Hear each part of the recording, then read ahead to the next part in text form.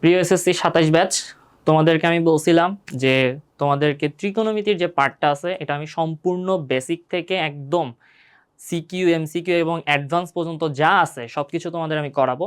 So তারই ধারাবাহিকতায় আজকে আমরা দ্বিতীয় পার্ট নিয়ে আসছি ত্রিকোণমিতির। সো ত্রিকোণমিতি সম্পর্কে যদি আমাদের জানতে হয়, আমি গত ক্লাসে তোমাদেরকে বুঝাইছি যে একটা সমকোণী ত্রিভুজের মধ্যে অতিভুজ, লম্ব এবং ভূমি কখন কোনটা হবে। আর আজকে আমরা দেখব যে অতিভুজ, লম্ব, ভূমি এই জিনিসগুলো যদি আমরা বুঝে থাকি তাহলে আমরা দেখব আজকে যে ত্রিকোণমিতির যে অনুপাতগুলো আছে, অনুপাতের মধ্যে প্রথমে দেখতেছি আমরা sine theta, cos theta, tan theta, তারপর হচ্ছে কোসেক, সেক এবং কট, এই তিনটা আছে। সো এই তিনটার অনুপাত যেগুলো আছে সেই অনুপাতগুলো আমরা বের করব। তো এইগুলো জানার আগে আমাদের একটু জানতে হবে যে সমকোণী ত্রিভুজের বাহুগুলোর মান। সো প্রথমে যে আমরা এসি বাহুটা দেখতেছি এটাকে আমরা ধরে নিলাম অতিভুজ। আর গত ক্লাসে আমি বুঝাইছিলাম থিটা সম্পর্কে।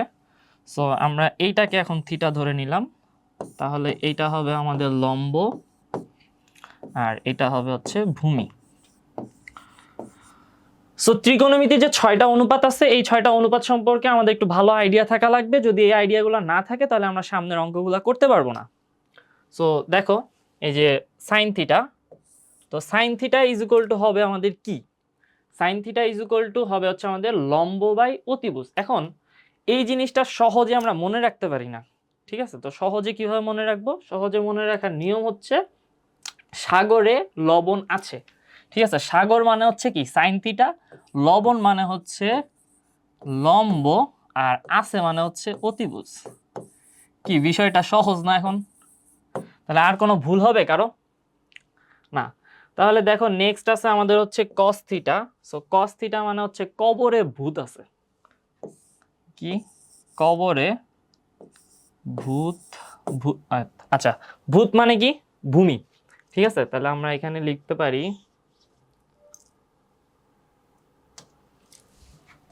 একটু, কবরে ভূত আছে, ভূত মানে হচ্ছে কি ভূমি।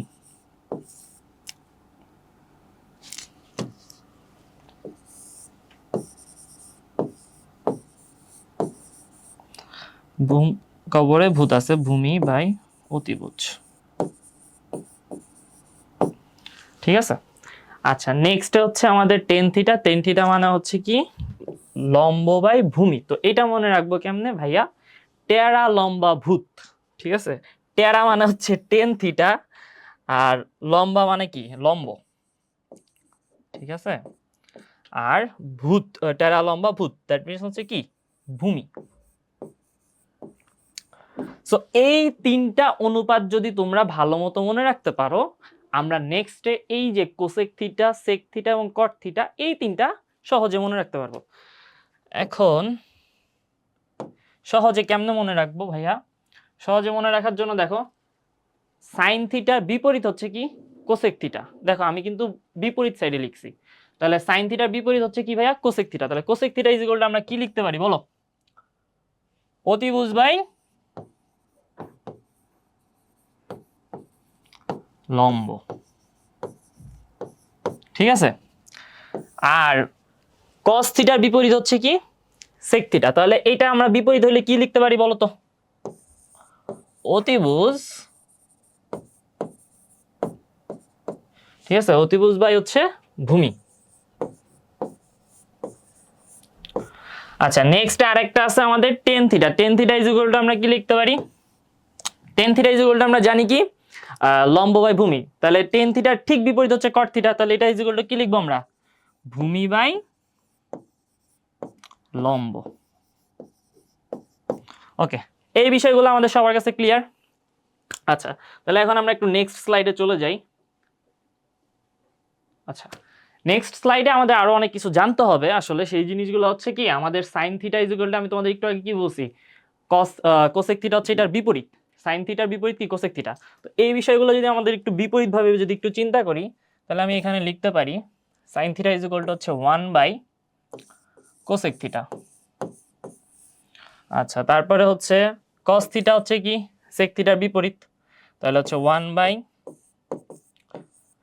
সেক থিটা, টেন থিটা লিখতে পারি হচ্ছে 1/cot থিটা। সেম একই রকম ভাবে এই তিনটা অনুপাতও আমরা করতে পারি। তাহলে cosec theta is equal to আমরা লিখতে পারি হচ্ছে 1/sin থিটা, আর sec theta is equal to লিখতে পারি হচ্ছে 1/cos থিটা, আর cot theta is equal to লিখতে পারি হচ্ছে 1/tan থিটা। আচ্ছা, এই বিষয়গুলোতে আশা করি কারো কোনো সমস্যা থাকবে না, কিন্তু যে সমস্যাটা হয় আসলে সেই সমস্যাটা হচ্ছে টেন থিটা। ঠিক আছে, tan theta is equal to আরেকটা অনুপাত আছে, সেটা আমরা মনে রাখবো। Tan theta is equal to হচ্ছে sine theta by cos theta. ঠিক আছে, আর আরেকটা আছে সেটা হচ্ছে তোমার কি কট থিটা। তো আমরা তো আগেই জানি যে তোমার কট থিটা হচ্ছে কিসের বিপরীত, টেন থিটার বিপরীত। তাহলে এটাকে বিপরীত করে দাও, cos theta by sine theta. Okay, তাহলে আজকে আমরা হচ্ছে ত্রিকোণমিতির যে অনুপাতগুলো আছে সেই অনুপাত 6টা সম্পর্কে একটা ভালো ধারণা নিলাম। তো এই যে যতগুলো অনুপাত আছে এই অনুপাতগুলো তোমাকে মাস্ট বি মুখস্থ রাখতে হবে, এবং অঙ্ক করার সময় ওই ত্রিকোণমিতির যে চিত্রটা তোমাদের পড়াইছিলাম, সমকোণী ত্রিভুজ একটা পড়াইছিলাম, যে ওইটা মনে রেখে যদি তোমরা করতে পারো তাহলে তোমাদের জন্য বিষয়গুলো সহজ হবে। তো এই জিনিসগুলো তোমরা করবা কি, একবার ভালো করে লিখবা, নিজের খাতায় নোট করবা, এবং নোট করে আমাদের যে গ্রুপটা আছে ইডুন এক্সাম, যে গ্রুপটা আছে ওই ইডুন এক্সাম গ্রুপে সবাই একটু সাবমিট করে দিবা। ঠিক আছে, ধন্যবাদ সবাইকে।